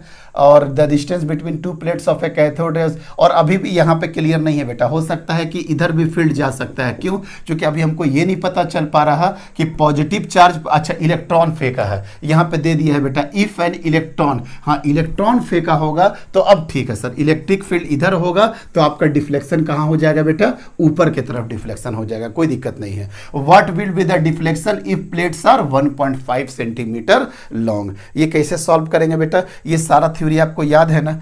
एक्स डायरेक्शन में क्या होता था, एक्सेलरेशन 0 होता था और यूनिफॉर्म वेलोसिटी होता था, और वाई डायरेक्शन में क्या होता था, एक्सेलरेशन आता था तो वाई डायरेक्शन में पता है ना क्या हो जाता था बेटा, हाफ AT²। सब याद आ जाएगा बेटा, सब कुछ याद आ जाएगा आपको। वाई बराबर क्या होता था, हाफ AT², हाफ ए का मतलब क्या हो जाएगा sir, QE divided by M into T²। याद है ना बेटा, एक्स बराबर क्या होता था, V0 इंटू T, तो T बराबर क्या हो जाता था बेटा, T बराबर क्या हो जाता था, x डिवाइडेड बाई V0। तो सर यहाँ पे y बराबर हाफ AT², T² बराबर क्या लिख देंगे बेटा, x² और V0 का होल स्क्वायर। और याद है बेटा, चूंकि क्या आपको V0 कहीं पे देखने को मिला, कहीं पे V0 देखने को मिला नहीं सर, लेकिन एनर्जी देखने को मिला कि नहीं, और यही एनर्जी को क्या बोल देंगे बेटा, काइनेटिक एनर्जी। और काइनेटिक एनर्जी बराबर क्या होता है, हाफ mv0²। तो mv0² बराबर क्या कर देंगे बेटा, 2 इंटू काइनेटिक एनर्जी। तो mv0² बराबर क्या कर देंगे, 2 इंटू काइनेटिक एनर्जी। तो फाइनल इक्वेशन बताओ बेटा, फाइनल क्या हो जाएगा, फाइनल हो जाएगा सर y बराबर QE into x² divided by 2 into 2, कितना हो गया बेटा, 4 काइनेटिक एनर्जी। क्या इलेक्ट्रिक फील्ड दिया है, नहीं सर, V दिया है, तो इलेक्ट्रिक फील्ड को भी हटा दो बेटा, Q capital V divided by D। E बराबर क्या लिख देंगे, capital V divided by D। और यहाँ पे क्या हो गया बेटा, x², और यहाँ पे क्या हो गया 4, और यहाँ पे क्या हो गया आपका काइनेटिक एनर्जी। एक्चुअली देखो तो y का यही फार्मूला है बेटा, इसी पे आपको कैलकुलेशन करना है। अब बताइए y का कैलकुलेशन किया जाए, कैसे किया जाए। चलिए सर कोशिश करते हैं, y बराबर कोशिश करते हैं कितना आता है, y बराबर कितना हो जाएगा देखते हैं बेटा, कोशिश करते हैं आपके साथ। 1.6 into 10 to the power -19, v कितना हो गया बेटा 1200, x² याद है ना बेटा 1.5 सेंटीमीटर, मतलब 1.5 इंटू 10 टू द पावर -2 का whole square, why because in centimeter. 4 और d कितना था बेटा, सेपरेशन d था सर 1 सेंटीमीटर, मतलब 10 टू द पावर -2, देखिए ना बेटा 1 सेंटीमीटर 10 टू द पावर -2। और काइनेटिक एनर्जी कितना हो गया sir 2000 into 1.6 into 10 to the power -19। सारा कुछ SI में हो गया बेटा, हम ट्राई करते हैं। 1.6 से 1.6 का चला गया, ठीक है बेटा। अब 10 टू द पावर को मैनेज करने का कोशिश करें। अच्छा 10 टू द पावर -19 से 10 टू द पावर -19 भी हो गया। अब देखना तो बेटा क्या हो गया, अब यहाँ पे हो गया सर 1 मिनट 1 0 2 0 1 0 2 0, ठीक है सर। अब ऊपर में क्या बचा बेटा 12 into 1.5 into 1.5 into 10 to the power -4। नीचे क्या बचा सर 4 इंटू क्या बचा sir 20, 4 into 20 into 10 to the power -2। कोई दिक्कत नहीं है बेटा, 10 टू द पावर -2 से काटेंगे 10 टू द पावर -4 को, तो ये हो जाएगा 10 टू द पावर -2, बाकी इसका काम खत्म, कोई दिक्कत नहीं है बेटा। अब देखिए कैसे होगा 10⁻⁻² के साथ कैसे अब हम लोग करेंगे। 4 से इसको 3 बार में काट देते हैं बेटा, 4 से 3 बार में सर आप काट दिए। अब क्या बचा सर, 4 से 3 बार में काट दिए। अब 1 0 यहाँ, 2 0 यहाँ, 1 0 यहाँ, 2 0 यहाँ, कोई दिक्कत नहीं है। और अभी भी यहाँ पे 10⁻⁻² है बेटा, तो अभी भी क्या बच रहा, 3 × 15 × 15 डिवाइडेड बाई 2 × 10⁻3, अभी भी 10⁻3 क्या करें बेटा 10⁻3 और ऊपर में क्या है 10⁻⁻²। अभी हम देख रहे हैं कि क्या ये मेरा मूव सही था या सही नहीं है, अभी मुझे कुछ भी नहीं पता है बेटा। अब देखते हैं कैसे काटते हैं इसको। अगर मान लेते हैं बेटा कि अगर इसको एक 10 इसको एक 10 इसको एक 10 रहने देते हैं, तो ऐसा तो नहीं ना कि हम कॉम्प्लिकेटेड में फंस जाएंगे। यहाँ हो जाएगा 3, यहाँ हो जाएगा 3, यहाँ हो जाएगा 2, यहाँ हो जाएगा 2। अब देखना तो बेटा 3 3 3 मतलब टोटल 27, और ये क्या हो गया बेटा 2 2 2 मतलब 8। अब देख बेटा 10⁻⁻² और ये 10⁻⁻3 मतलब ये आंसर आ गया y का। और अभी भी देखना चाहते हो तो 8 डिवाइडेड बाई 27, 8 तिया 24 मतलब 3.75 के आसपास हो जाएगा ना, नहीं 3.75 नहीं होगा। और करेक्ट 8 डिवाइडेड बाई 27 मीन्स 8 से 24 3 बार में कटा और बचा 3, और 3 पे 0 होगा मतलब 3.375 इंटू 10⁻⁻3 मीन्स 3.375 मिलीमीटर। अब आप समझ सकते हो बेटा कि इस क्वेश्चन को मेरा बेस था कि बेटा ये फार्मूला है, ये डेटा पुट करके देख लेना, आंसर आ जाएगा। आपके साथ हम इतना एफर्ट इसलिए करते हैं कि आप लोगों को जो भी क्वेश्चन करा है आज तक के क्वेश्चन में कभी भी ये नहीं बोले कि ये फार्मूला है, यहां से ये सॉल्व कर लेना, वहां से ये सॉल्व करना, ये इससे पढ़ाई नहीं होती है। आपको भी कैलकुलेशन करना चाहिए, हम भी आपके साथ जूझ रहे हैं, आपको भी जूझना पड़ेगा कैलकुलेशन में। ये आंसर आ गया 3.375 मिलीमीटर, कोई दिक्कत नहीं है। अच्छा यही वाला बात को हम बोल रहे थे जो आपको स्टार्टिंग में समझ में नहीं आ रहा था कि ये अगर 1 सेंटीमीटर है तो 3.3 सेंटीमीटर मेरा यहां से आया है, बीच से 3.375 मिलीमीटर आया है, ध्यान रखना बेटा, ठीक है। अगर नीचे से पूछ देगा तो वो देख लेना, ऑप्शन उसी हिसाब से पूछेगा। हमने आपको पूरा का पूरा कॉन्सेप्ट क्लियर कर दिया, और सबसे इंपॉर्टेंट था इसका कैलकुलेशन, जो कि आपके साथ मिल करके हम इस कैलकुलेशन को किए। वो कभी पॉसिबल नहीं है कि बेटा ये कर लेना, वहां से वो पुट कर लेना, वहां से ऐसे कर लेना, वो कभी पॉसिबल नहीं है। तो क्वेश्चन नंबर 1 खत्म, क्वेश्चन नंबर 2 खत्म, क्वेश्चन नंबर 3 पढ़िए बेटा, क्वेश्चन नंबर 3 पढ़िए। हम 1 मिनट माइक देख लेते हैं। क्वेश्चन नंबर 3 देखना बेटा, क्या लिखा हुआ है, फिगर सोज ट्रैक, हाँ बेटा सब ठीक है, figure shows tracks of 3 charges particles, figure shows tracks of the 3 charge particles in a uniform electric field. एक यूनिफॉर्म इलेक्ट्रिक फील्ड है सर, ये पॉजिटिव, ये पॉजिटिव, ये यहां पे आपको बहुत छोटा दिख रहा, और हर क्वेश्चन को हम इधर लेकर के आते हैं और उसका फॉन्ट साइज ऑटोमेटिकली बढ़ जाता है। एक इलेक्ट्रिक फील्ड है बेटा, पॉजिटिव से निगेटिव, पॉजिटिव से निगेटिव, पॉजिटिव से निगेटिव, और इसी इलेक्ट्रिक फील्ड में 3 चार्ज पार्टिकल को फेंका किया और पूछ रहा बेटा, देखो question, give the sign of 3 charge particle. सबसे पहले वो देखो बेटा, 3 चार्ज पार्टिकल को ऐसे फेंका गया, ऐसे फेंका गया, और एक को ऐसे फेंका जा रहा है, ये 1 है, ये 2 है, ये 3 है। तो अब पहली बात तो ये साइन पूछ रहा तीनों चार्ज पार्टिकल का, तो भाई 1 और 2, ये तो आपको साफ पता चल रहा कि ये निगेटिव चार्ज पार्टिकल होगा बेटा, ये क्या होगा, निगेटिव चार्ज पार्टिकल होगा। और आप बताइए थर्ड कैसा होगा, सर थर्ड होगा पॉजिटिव चार्ज पार्टिकल। सर ये तो एकदम आराम से बता सकते हैं कि थर्ड क्या हो जाएगा, पॉजिटिव चार्ज पार्टिकल। क्यों, क्योंकि निगेटिव निगेटिव अट्रैक्ट किया और इसको ये अट्रैक्ट किया, समझ में आ गया ना, अट्रैक्शन, अट्रैक्शन के कारण sir 1 2 negative charge particle and 3 क्या हो गया, positive charge particle. Sir sign खत्म कर दिया, ये साइन हो गया। Which particles has the highest charge to mass ratio, याद है बेटा क्या पूछ रहा, Q divided by M ratio किसका ज्यादा होगा। थोड़ा सा याद आया बेटा मेरा theory, Q by M ratio tan theta के साथ डायरेक्टली रिलेशन में था कि नहीं, Q बाई एम रेशियो। अब एग्जाम में कभी भी उल्टा कर देगा बेटा, M बाई क्यू रेशियो करेगा तो जस्ट इसके रिवर्स सोचना। अभी क्या बोला, charge by mass ratio, charge to mass ratio, जिसका tan थीटा ज्यादा होगा उसका Q बाई एम भी ज्यादा होगा। आप ही बताओ बेटा सबसे ज्यादा डिफ्लेक्शन किस में आया है? सर आंख बंद करके बता देंगे कि सबसे ज्यादा डिफ्लेक्शन आया है नंबर 3 में, मींस इसी का Q बाई एम रेशियो सबसे ज्यादा होगा। और यही अगर M बाई क्यू रेशियो बोल देता तो एग्जाम में कभी भी M बाई क्यू रेशियो पूछ देगा। आपको हमेशा ध्यान में रहता है Q बाई एम रेशियो, आप वही ध्यान में रखो। लेकिन अगर एग्जाम में M बाई क्यू रेशियो पूछ देगा तो आप इसका जस्ट रिवर्स कर देना। आई थिंक बात आपको समझ में आ गया कि साइन कैसे बता देंगे सर, पॉजिटिव से निगेटिव अट्रैक्ट करेगा, निगेटिव से पॉजिटिव, और सबसे ज्यादा जिसका डिफ्लेक्शन उसी का Q बाई एम रेशियो सबसे ज्यादा।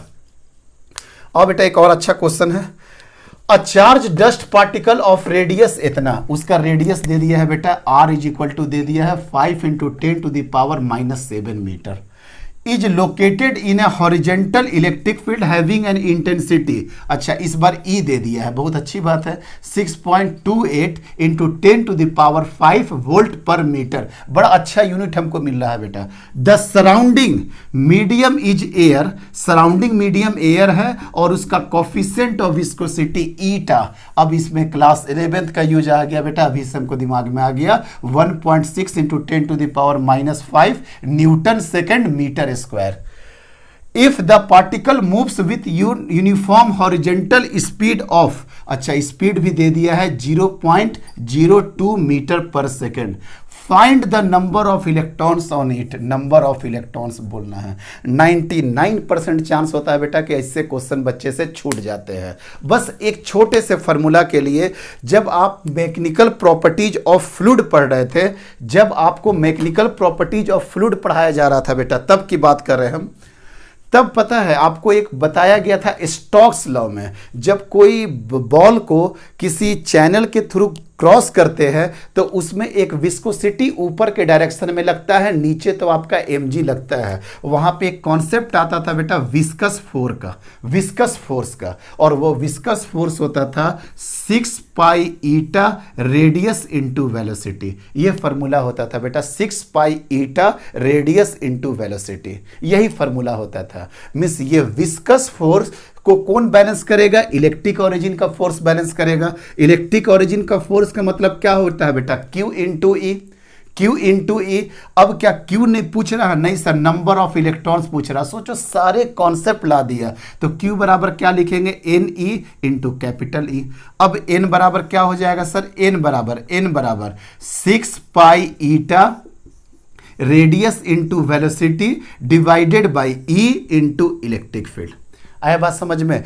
चूंकि आप सर कैसे सोच लिए कि ये फॉर्मूला यहां पे लगाना है, हम ऐसे सोचे बेटा कि यहां पे कोफिशिएंट ऑफ विस्कोसिटी ईटा दिया हुआ है, और कोफिशिएंट ऑफ विस्कोसिटी दिया है तो विस्कोसिटी रिलेटेड फोर्स का फॉर्मूला क्या होता है? 6 pi eta are into we. यहीं पे एक लॉ था बेटा, स्टोक्स का लॉ होता। आप पढ़िएगा मैकेनिकल प्रॉपर्टीज ऑफ फ्लूइड में, जब किसी बॉल को लेकर के आएंगे, यहीं पे कॉन्सेप्ट आता था बेटा टर्मिनल वेलोसिटी का। और अभी तक हमको याद है टर्मिनल वेलोसिटी में 2/9 का एक फैक्टर आता था, 2/9 का एक फैक्टर आता था। मीन्स चलिए वहां मैकेनिकल प्रॉपर्टीज ऑफ फ्लूइड जब पढ़िएगा तो आप भी पढ़ लीजिएगा कि टर्मिनल वेलोसिटी क्या होता है, स्टोक्स लॉ क्या होता है, और विस्कस फोर्स क्या होता है। यही है बेटा। अब क्या इसका कैलकुलेशन करना है सर? ऑब्वियसली है सर, आप करिएगा ही। नंबर ऑफ इलेक्ट्रॉन्स कोशिश करते हैं बेटा, 6 इंटू 3.14 इंटू ईटा कितना दिया है बेटा? 1.6 इंटू 10⁻⁻5।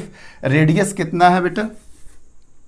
ओह शिट, n बराबर कितना हो गया बेटा? 6 pi eta r into velocity divided by e into E. यहां तक कहां पहुंचे बेटा? ईटा दे दिया है 1.6 इंटू 10⁻⁵, रेडियस दिया है 5 इंटू 10⁻⁻7। अगर ये कॉम्पिटिटिव एग्जाम का क्वेश्चन होगा, इतना बड़ा कैलकुलेशन कभी पॉसिबल नहीं है। अननेसेसरी कई बुक में बेफालतू का कैलकुलेशन होता है, लेकिन अगर वो क्वेश्चन NDA, IIT, नीट और डिफरेंट जिपमर, ये एम्स, ये सब के अगर क्वेश्चन होंगे ऑब्वियसली है उसका आंसर बड़ा सुनहरा आंसर होगा, सटीक आंसर होगा और बहुत हैवी कैलकुलेशन नहीं होगा। फिर भी हम ट्राई करते हैं। 5 × 10⁻⁻7 v का वैल्यू कहाँ है बेटा 0.02 डिवाइडेड बाई ई का मतलब 1.6 × 10⁻⁻19 इंटू कैपिटल ई, कैपिटल कितना हो बेटा 6.28 इंटू 10⁵। कुछ दिमाग भी लगाया जाता है। जब पाई का वैल्यू हम 3.14 लिख रहे थे, हमको जब 6.28 दिखा ना, हम समझ गए कि ये कोई ना कोई पाई के इंटीजर में जरूर जाएगा। ये सब कॉमन सेंस है कि वो 3.14 से जस्ट आपको कटवाना चाहता है बेटा। 3.1 6.28 2 से यहाँ पे खत्म हो गया बेटा, कोई दिक्कत नहीं है। 1.6 भी कैंसिल हो गया सर। अब देखते जाओ बेटा क्या हो, ये 2 से आपका 3 हो गया बेटा, ये 2 से आपका 3 हो गया। 3 × 5 15। देखो बेटा अभी देखो ना सब कुछ कर रहे हैं। 3 × 5 15, 3 × 5 15, 3 × 5 15 इंटू 0.02 इंटू देख बेटा 10⁻⁻9 और 10⁻5, मतलब नीचे में ही हो गया 14 -14 और -7 और -5, मतलब ऊपर में हो गया 12, नीचे में -14 ऊपर में 12, ये ऊपर जा करके कितना हो जाएगा बेटा 2, मतलब 10⁻2 मतलब 15 इंटू 10⁻2 को मल्टीप्लाई करोगे 2 मतलब 30 इलेक्ट्रॉन्स। हम पहले भी आपको बोले थे ना, हम लोग कोई कैलकुलेशन करके नहीं आते हैं, जस्ट फॉर्म लिख देते हैं क्वेश्चन और अभी आपके सामने कैलकुलेशन करते हैं। देखिए ना कितना आसान आंसर आ रहा है, लेकिन कैलकुलेशन दिख रहा है ना बेटा, ये कैलकुलेशन देख के ही लगेगा सर इतना बड़ा calculation how is it possible कि हम 30 सेकंड में सॉल्व करें। हो जाएगा बेटा, नीट का लेवल का क्वेश्चन है। बस आपसे क्या अलग डिमांड किया, आपसे वो जानना चाहा कि क्या आपको विस्कस फोर्स का कॉन्सेप्ट पता है, दूसरा क्या आप Q बराबर एनी लगाने के लिए कैपेबल हो कि कैपेबल नहीं हो। चलिए ये भी क्वेश्चन हो गया। ए particle A having a charge of 4 × 10⁻⁻6 4 × 10⁻⁻6 coulomb and mass कितना है बेटा, मास है आपका 600 ग्राम, मतलब 0.6 kg, हटाइए ना बेटा 0.6 kg, is fix at the bottom of a smooth inclined plane of inclination 37 degree. बहुत आराम से सर 37 डिग्री का कॉन्सेप्ट सारा हमको पता है। ये बॉटम पे रखा हुआ है आराम से, बॉटम कोई फ्रिक्शन का कॉन्सेप्ट नहीं है, क्यों, चूंकि स्मूथ सरफेस दे दिया है। ऑफ इंक्लाइनेशन 37 डिग्री, दोनों डेटा पुट कर दिए। Where should another particle be having same charge and mass be placed on the inclined plane so that it may remain in equilibrium। I think बात समझ में आ गया। अरे ये ए पार्टिकल था और दूसरा बी पार्टिकल को कहाँ रखा जाए, कहाँ रखा जाए ताकि ये सिस्टम क्या होगा, इक्विलिब्रियम में हो जाएगा। अब सिंपल सा समझ में आ जाओ बेटा, ये बी दोनों सेम चार्ज है, देखो लिखा हुआ बेटा सेम चार्ज है, मतलब इस पे इधर फोर्स लगेगा इलेक्ट्रोस्टैटिक्स फोर्स, और ऑब्वियसली है इंक्लाइंड प्लेन पे क्या लगता है बेटा mg sin थीटा लगता है, और ये कंपोनेंट क्या होता है n, और ये कंपोनेंट क्या हो जाएगा बेटा mg cos थीटा। तो n बराबर mg cos थीटा और ये बराबर ये, मिस Fe बराबर कितना हो जाएगा sir mg into sine theta. Sine theta का मतलब साइन 37 डिग्री, और साइन 37 कितना होता है बेटा, याद आ रहा है ना, साइन 37 होता है 3/5। अब देखिए बेटा Fe दोनों के बीच का डिस्टेंस x हो, यही पूछ रहा I think, so that where should another particle be is placed, हाँ यही x पूछ रहा है। Means 9 × 10⁹ q square divided by x square बराबर क्या हो गया बेटा mg साइन 37 का मतलब क्या हो गया बेटा 3/5। अब आपसे क्या पूछ रहा है, एक्स स्क्वायर पूछ रहा है, मतलब एक्स स्क्वायर को आपको यहाँ लेकर के जाना होगा, मतलब एक्स स्क्वायर बराबर देखो क्या हो जाएगा बेटा 9 × 10⁹ क्यू स्क्वायर मतलब 4 4 16 और 16 10⁻⁻12 क्यू स्क्वायर। कोई दिक्कत नहीं है बेटा, एक्स स्क्वायर यहाँ चला गया है तो मास क्या लिखोगे बेटा 0.6 इंटू अब क्या हो गया जी का वैल्यू तो यहाँ पे आपको 10 ले ही लेना चाहिए, ले लो बेटा 10 ले लेते हैं, अभी 10 ले लेते हैं। साइन 35 का मतलब 3, साइन 35 का मतलब 3 और 5 कहाँ चला जाएगा बेटा ऊपर चला जाएगा। देखिए कितना टफ कैलकुलेशन आएगा कि क्या, अभी हम देखते हैं, अभी हमको कुछ नहीं पता है। ये 3 से ये 3 में चला गया बेटा, ये 3 से ये 3 में चला गया, ठीक है, कोई दिक्कत नहीं है। ये 3 से 0.6 मतलब 0.2 से चला गया, कोई दिक्कत नहीं है। ये पॉइंट को यहाँ हटा के 10 कर देते हैं तो ये 2 से क्या चला जाएगा बेटा, 8 चला जाएगा, कोई दिक्कत नहीं है। अब देखिए सर, अब मत बोलोगे मत सर कचड़ा कर रहे हैं, आप लोग भी अपना कैलकुलेशन कर लेना बेटा। अब देखो 8 पचे 40, यहाँ तो 40 हो गया, 8 और 5 40 हो गया, 10 टू द पावर 9 और 10 टू द पावर 10, ये 10 से ये 10 खत्म कर दो ना, 10 टू द पावर 9 और 10 टू द पावर -12, मतलब क्या हो गया 10 to the power -3, 10 to the power -3, बाकी पूरा कैलकुलेशन हो गया। यही है बेटा x²। तो x² बराबर क्या हो गया 4 × 10 टू द पावर -2, ये क्या हो जाएगा बेटा मीटर में हो जाएगा।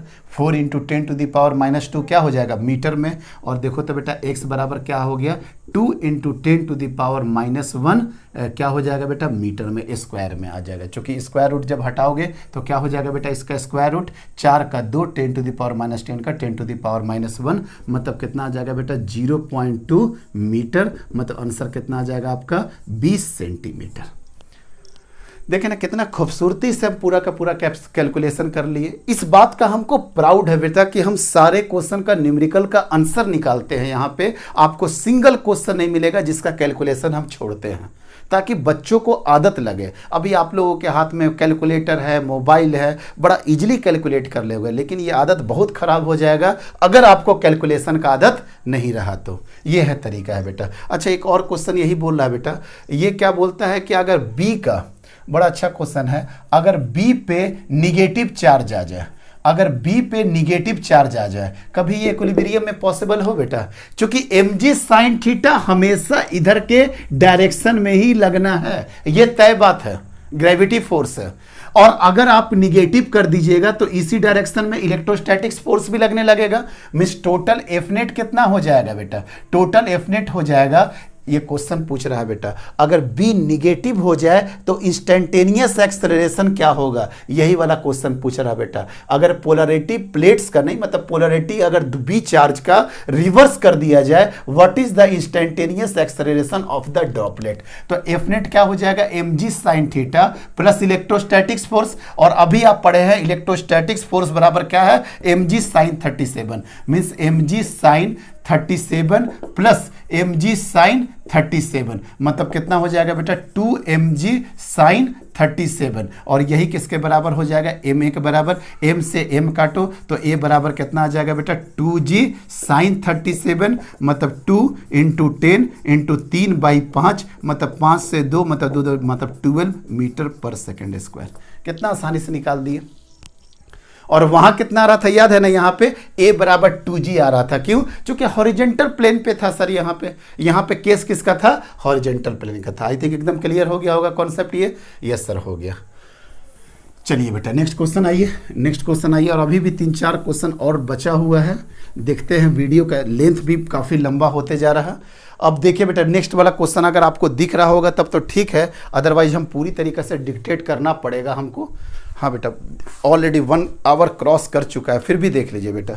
ये एक सीट है, देखिए ध्यान से, वो वाला क्वेश्चन को यहाँ पे लेकर के आ जा रहे हैं, और ये सीट का positive positive positive positive positive, और यहाँ से बेटा एक -q इस तरीका से फेंका जा रहा है। देखिए बेटा लार्ज सीट, ये लार्ज सीट है जिसका सरफेस चार्ज डेंसिटी क्या है बेटा? Sigma, minus sigma, linear charge नहीं, सिग्मा ही है, प्लस सिग्मा है बेटा, ठीक है।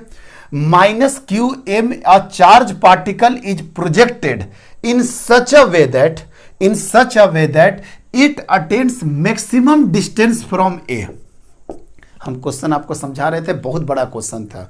सरफेस चार्ज डेंसिटी सिग्मा दिया हुआ है, एक चार्ज पार्टिकल है -q और m का, वो इस तरीका से लग रहा कि ये बेटा A से मैक्सिमम डिस्टेंस कवर करेगा, मतलब मैक्सिमम डिस्टेंस ये कवर करेगा, और इसको u इनिशियल वेलोसिटी से प्रोजेक्टेड किया जा रहा है एट एंगल थीटा पे। तो आपसे पूछ रहा कि what is the time of flight, time of flight पूछ रहा, मीन्स यहां से लेकर के यहां तक जाने में कितना टाइम लगा। टाइम ऑफ फ्लाइट का फॉर्मूला याद है बेटा आपको? अगर पहले ये सोच लो, 2u sin theta divided by g होता है बेटा। ये क्वेश्चन तो समझ में आया ना? एक लार्ज प्लेट है, एक लार्ज प्लेट है बेटा, यही प्लेट है। इस प्लेट से एक चार्ज पार्टिकल को प्रोजेक्ट किया गया u वेलोसिटी से at any angle of projection theta से। कर दीजिए सर। और ये इस तरह से फेंका गया u से ताकि ये मैक्सिमम डिस्टेंस अटेन करे। तो मैक्सिमम डिस्टेंस अटेन करने का भी एक कंडीशन है बेटा, बता रहे हैं। पहली बात तो ये समझो कि अगर ये माइनस क्यू नहीं होता तो ये कभी नीचे गिरता। सर अगर इसका इलेक्ट्रिक फील्ड कहाँ जाएगा बेटा? ऊपर। इसका इलेक्ट्रिक फील्ड कहाँ जाएगा? ऊपर। इसका इलेक्ट्रिक फील्ड कहाँ जाएगा? ऊपर। चला गया सर इलेक्ट्रिक फील्ड ऊपर। अगर इलेक्ट्रिक फील्ड ऊपर जाएगा मीन्स ये माइनस क्यू है, तो फोर्स नीचे की तरफ आएगा कि नहीं? तो हम अपने ताकत से भेजे हैं तब तो ये ऊपर जाएगा, लेकिन फिर इलेक्ट्रिक फील्ड अपना ताकत दिखाएगा और आकर के इसको नीचे डाउन हो जाएगा। आगे बात समझ में कि ये माइनस क्यू नहीं रहता तो ये कभी जमीन पे टकराता ही नहीं। क्यों? अगर ये प्लस क्यू रहता तो ये ऊपर ऊपर ऊपर ऊपर ही चला जाता। अच्छा, ये सरफेस प्लेट के कारण आपको पता होना चाहिए इलेक्ट्रिक फील्ड क्या होता है, sigma divided by 2 epsilon not. ये सर हमको पता है। क्या यहां पे कोई एक्सेलरेशन ड्यू टू ग्रेविटी की बात किया? नहीं सर। तो अब यहां पे क्या काम करना बेटा, 2u sin theta divided by g के जगह पे क्या ले लेना बेटा, acceleration due to electric field. Acceleration due to electric field, और acceleration due to electric field क्या होता है बेटा, QE divided by m। Sir ये सब बताने का हमको अब कोई जरूरत नहीं है। तो सर ये क्या हो जाएगा, 2 into you into sine theta divided by क्या हो जाएगा, एक्सेलरेशन क्या हो जाएगा बेटा, QE डिवाइडेड बाई आपका m। मतलब टाइम ऑफ फ्लाइट कितना हो गया, रुक जाओ बेटा सब कुछ देखने दो हमको, 2u साइन थीटा और ऊपर में चला गया मास और यहां पे आ गया Q, और इलेक्ट्रिक फील्ड E के टर्म में नहीं करना है क्योंकि सिग्मा भी दिया हुआ है आपका। तो ये सिग्मा और डिवाइडेड बाई 2 एप्सिलॉन नॉट, तो 2 एप्सिलॉन नॉट चला जाएगा बेटा आपका ऊपर। यहां तक तो आया टाइम ऑफ फ्लाइट, लेकिन इसका मतलब क्या हुआ सर कि ये मैक्सिमम डिस्टेंस अटेंड करेगा। याद है प्रोजेक्टाइल मोशन में एक बड़ा कॉमन रिजल्ट था कि theta is equal to 45 degree अगर ले लेंगे तो वहां पे हॉरिजेंटल रेंज क्या होता था बेटा, मैक्सिमम। मतलब थीटा आपको क्या लेना पड़ेगा बेटा, 45, और ये थीटा 45 अगर लीजिएगा तो क्या हो जाएगा सर, देखिए 2 2 4 4u sine 45 degree into mass into epsilon naught divided by Q into sigma. तो साइन 45 कितना हो जाएगा सर, 1/√2, मतलब ये हो जाएगा 2√2 into you into mass into epsilon naught divided by Q into sigma. I think इसी का टर्म में आंसर पूछ रहा, हमको ही पता नहीं है बेटा इसका आंसर किस टर्म। हाँ, 2√2 mu sigma epsilon naught divided by Q into, हाँ उसी का टर्म है, ठीक है, Q, यही आंसर है बेटा फाइनल। देखिए ना कितना कॉन्सेप्ट इसमें आ गया सर। इसमें कॉन्सेप्ट ये भी आ गया कि मैक्सिमम डिस्टेंस अटेंड करने का कॉन्सेप्ट, इलेक्ट्रिक फील्ड का कॉन्सेप्ट, ये माइनस क्यू लिया उसका कॉन्सेप्ट। तो ये क्वेश्चन भले आपको देखने में विजिबिलिटी कम हो बेटा, लेकिन हम पूरी तरीके से समझा दिए। प्लेट है, सरफेस चार्ज डेंसिटी सिग्मा है, माइनस QM थीटा एंगल से यू वेलोसिटी पे प्रोजेक्ट किया जा रहा इस तरह से कि ये मैक्सिमम डिस्टेंस अटेंड करे। तो हॉरिजॉन्टल रेंज का आपको कॉन्सेप्ट जानना था, हॉरिजॉन्टल रेंज का आपको कॉन्सेप्ट जाना था कि किस कंडीशन में ये मैक्सिमम डिस्टेंस अटेंड करेगा। सर क्वेश्चन तो खत्म हो गया, क्वेश्चन खत्म हो गया बेटा, लेकिन 2 क्वेश्चन मेरे पास अभी भी है, और भी क्वेश्चन इस तरीका से आएगा बेटा। देखो ध्यान से, ये मान लेते हैं इस तरीका से कि ये रॉड है, ये रॉड है, और यहाँ पे मान लेते हैं कोई दूसरा चार्ज पार्टिकल है जो कि सर्कुलर मोशन कर रहा। तो यहाँ पे इलेक्ट्रिक फील्ड तो आपसे निकल ही जाएगा बेटा। इलेक्ट्रिक फील्ड कितना हो जाएगा, अगर रॉड होगा तो रॉड का फील्ड पता है, lambda divided by 2 pi, actually ये होता है 2k lambda divided by r। यहाँ पे electric field at r distance पे, तो अगर एक इन्फानाइट रॉड होगा और कोई चार्ज पार्टिकल इसके तरफ से मूव करे, ये जरूरी होगा कि एक फोर्स अंदर के तरफ और बाहर, दूसरा फोर्स बाहर के तरफ। तो सर यही तो सर्कुलर मोशन में होता था। अगर इसके साथ अगर कोई इलेक्ट्रॉन हो गया, तो ये अंदर के तरफ और एक बाहर के तरफ, तो अंदर के तरफ क्या हो जाएगा, E इंटू ई, अरे वही Q इंटू ई, मतलब Q into 2 divided by 4 pi epsilon not K into lambda divided by R, और बाहर की तरफ क्या हो जाएगा बेटा, mv square divided by R। तो बताओ तो बेटा R से R चला जाएगा, तो यहाँ पे v स्क्वायर बराबर कितना हो जाएगा सर, v स्क्वायर बराबर हो जाएगा ये 2 हो जाएगा बेटा।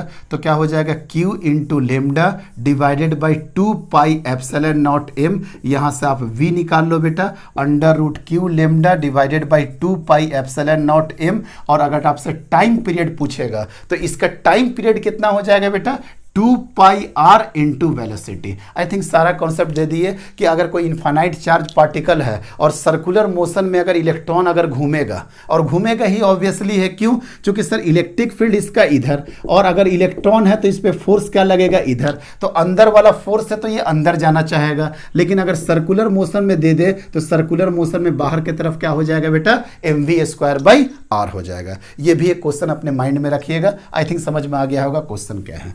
2 क्वेश्चन और है बेटा, वो भी क्वेश्चन अच्छा है, उसको भी करा ही देते, उसके लिए कोई नया लेक्चर लेने का जरूरत हमको नहीं है। अगर क्वेश्चन लिखना होगा तो क्वेश्चन भी लिख सकते हो बेटा, बस 1 मिनट लगेगा क्वेश्चन लिखने में। फाइंड, आप लोग देख लो बेटा, find minimum v not so that Q just crosses, थोड़ा सा जल्दी जल्दी में कर रहा है बेटा, इसलिए कि टाइम ज़्यादा नहीं लगे। लेंथ अननेसेसरी हम कभी भी बढ़ाते नहीं है लेक्चर का। इस तरीका से भेज रहा है बेटा Q, ये V नॉट, और ये इस तरीका से पूछ रहा है, क्वेश्चन लिख लेना बेटा, find minimum V not so that Q just crosses the plate. अच्छा, ये प्लेट के साथ टकराए नहीं, ये प्लेट के साथ चला जाए, यही क्वेश्चन आपसे पूछ रहा है ना, यही क्वेश्चन आपसे पूछ रहा है बेटा, ठीक है। ये Q नॉट है बेटा, क्वेश्चन सुन लीजिएगा क्या है, एक प्लेट पॉजिटिव प्लेट और एक निगेटिव प्लेट। ये बोला जा रहा है किस वेलोसिटी V नॉट से फेंके कि इस प्लेट से ना टकराए, ये जस्ट क्या हो जाए बेटा, क्रॉस हो जाए। सर नीचे ही क्यों आएगा, देखो ना बेटा, इलेक्ट्रिक फील्ड इधर के डायरेक्शन में है ना, इलेक्ट्रिक फील्ड इधर के डायरेक्शन में है और पॉजिटिव चार्ज पार्टिकल है तो उसी डायरेक्शन में तो जाएगा, तो मतलब सर यहाँ पे हो जाएगा, ठीक है। एस, अच्छा ये तो आपको पता ही है, एक्स डायरेक्शन में तो कोई एक्सेलरेशन नहीं मिलेगा, वाई डायरेक्शन में आपको एक्सेलरेशन मिलेगा, वाई डायरेक्शन में आपको एक्सेलरेशन मिलेगा, और वो कितना होगा सर, वो होगा sir QE divided by m के बराबर। अभी हमको नहीं पता बेटा डेटा क्या क्या दिया हुआ है, रुकिए, एस वाई बराबर u y into t plus half a y into t square, already कराया हुआ है, और यू वाई तो 0 ही हो जाएगा, क्यों, क्योंकि किस डायरेक्शन में फेंक रहे हैं, एक्स डायरेक्शन में फेंक रहे हैं, और टी बराबर क्या हो जाएगा बेटा, अगर इसका डिस्टेंस दिया हो, अगर इसका डिस्टेंस दिया हो प्लेट का, अगर ये L दिया है तो T बराबर क्या हो जाएगा, L divided by V not, अरे यहीं से हो जाएगा SX बराबर UXT plus half AX into t square, ये तो 0 हो गया, तो SX बराबर क्या हो जाएगा L, और UX बराबर क्या दिया है V नॉट इंटू टी, तो T बराबर क्या हो जाएगा L बाई V नॉट, और इससे ये टकराए नहीं बेटा, तो SY का डिस्टेंस कितना होना चाहिए, SY मतलब डिस्प्लेसमेंट इन y कितना होना चाहिए, सर यहां से लेकर के यहां तक का डिस्प्लेसमेंट देखो तो क्या पुट कर देंगे बेटा, d बाई 2। अगर ये टोटल डिस्टेंस अगर आपका d हो गया तो ये डिस्टेंस अगर d बाई 2 हो जाए, डिस्प्लेसमेंट इन y डायरेक्शन, और टोटल लेंथ कितना कवर कर ले, l, ध्यान से देखिए बेटा, टोटल डिस्टेंस प्लेट का L कवर कर ले, और d बाई 2 अगर इसका डिस्प्लेसमेंट रहे तो कभी नहीं टकराएगा, तो d बाई 2 बराबर हाफ क्या हो जाएगा बेटा, QE divided by m into t square, t बराबर क्या हो जाएगा बेटा, L square divided by V not का होल स्क्वायर। तो यहाँ से आप आराम से V नॉट निकाल सकते हो कि नहीं, मतलब V नॉट 2 से 2 जाएगा बेटा, तो V नॉट स्क्वायर बराबर कुछ नहीं होगा, QE डिवाइडेड बाई m, यहाँ पे लेकर के आ रहे बेटा, QE divided by m into d, और यहाँ पे L स्क्वायर, और क्या हो जाएगा बेटा, स्क्वायर रूट, मतलब square root of QE by m d into L square. अब किसी फॉर्म में आपका ये आंसर दे देगा। एक क्वेश्चन तो ये है, क्वेश्चन देख रहे हैं बेटा, find minimum velocity V not so that Q just crosses the plate, इससे टकराए नहीं, इससे टकराए नहीं, कोई दिक्कत नहीं है। और एक और लास्ट क्वेश्चन है बेटा, वो भी क्वेश्चन काफ़ी अच्छा है, वो भी क्वेश्चन काफ़ी अच्छा है। वो क्वेश्चन क्या बोल रहा है बेटा, वो भी क्वेश्चन कुछ इसी तरीका से बोल रहा कि दो पॉजिटिव प्लेट किधर हम देख लेते हैं बेटा फिर से। हाँ समझ में आ गया, ये भी क्वेश्चन हमको ध्यान में है, कई क्लास में कराए हैं इसको। ये डी है बेटा, और यहाँ से यू वेलोसिटी से एक पार्टिकल को फेंक रहे हैं 37 डिग्री पे, यू वेलोसिटी को फेंक रहे हैं बेटा, ठीक है। अब ये क्या बोलता है कि कितना यू पूछ रहा है आपसे, यू पूछ रहा यू कितना हो ताकि ये जो चार्ज पार्टिकल है बेटा, ये जो चार्ज पार्टिकल है ये जस्ट मिसेज द प्लेट, ये प्लेट को मिस करके ये आगे की तरफ निकल जाए, ये आगे की तरफ निकल जाए। आया बात क्वेश्चन समझ में, कि कितना यू वेलोसिटी दे ताकि ये क्या हो जाए बेटा, आगे की तरफ निकल जाए, प्लेट को मिस करके बाहर निकल जाए। इसका क्या कॉन्सेप्ट होगा, ये तभी पॉसिबल है सर जब इतना जाते जाते जाते जाते ये मैक्सिमम हाइट को रिटेंड करे। अगर एच मैक्स, अगर मैक्सिमम हाइट अगर आपका डी के बराबर हो जाएगा, मैक्सिमम ये कहां जा सकता है, डी के बराबर। और यहां पे देख लेते बेटा इसका क्या है, इसका भी लेंथ दिया है कि लेंथ नहीं दिया है, देख लेते हैं। अगर मैक्सिमम हाइट अगर डी के बराबर अगर ये अटेंड कर ले, इसलिए क्योंकि सर ये यू वेलोसिटी से फेंकिएगा ये तो आगे जाएगा ही, और एच मैक्स का फॉर्मूला क्या होता है, you square sine square theta divided by 2g बराबर क्या हो जाएगा बेटा, डी। तभी तो ये प्लेट को मिस करेगा ना, समझ में आ रहा है ना, प्लेट को ये मिस करेगा। इसके लिए क्या कंडीशन होना चाहिए, यही सेम क्वेश्चन है बेटा। इस क्वेश्चन को हम लिखा नहीं रहे, फिर टाइम लगेगा। एक पॉजिटिव प्लेट है, एक निगेटिव प्लेट है, एक चार्ज पार्टिकल को, या मास, उसका मास भी नहीं दिया है, सिर्फ चार्ज पार्टिकल को 37 डिग्री पे इस तरह से फेंके कि ये प्लेट को जस्ट मिस कर दे। ये प्लेट को तभी मिस कर पाएगा जब यहां पे मैक्सिमम हाइट किसके बराबर हो जाए, डी के बराबर हो जाए। तो यू स्क्वायर बराबर क्या हो जाएगा बेटा, 2g into D divided by sine square 37 degree. अब आपको भी पता है जी के जगह पे यहाँ पे क्या आ जाएगा, acceleration due to electric field, ये कितना आ जाता है बेटा, QE डिवाइडेड बाई m, ये g के बराबर लिखे, ये d के बराबर लिखे, और साइन स्क्वायर 37 बेटा, साइन स्क्वायर 37 मतलब 9, और ऊपर क्या आ जाएगा बेटा 25। आगे बात समझ में, 9 इंटू 25, तो u बराबर कितना हो जाएगा, ये 5/3, ये 5/3 under root 2QED divided by m, ये क्या था बेटा, ये 9 था, सॉरी ये 9, I think 5/3 2QED divided by m, इस तरीके से आंसर आ जाएगा। यही आपका u हो गया बेटा। इस तरीका से आज हम इलेक्ट्रोस्टैटिक्स का लेक्चर खत्म करते हैं, और अब इसके बाद हम लोग सीरीज शुरू करेंगे किसका, कैपेसिटेंस का।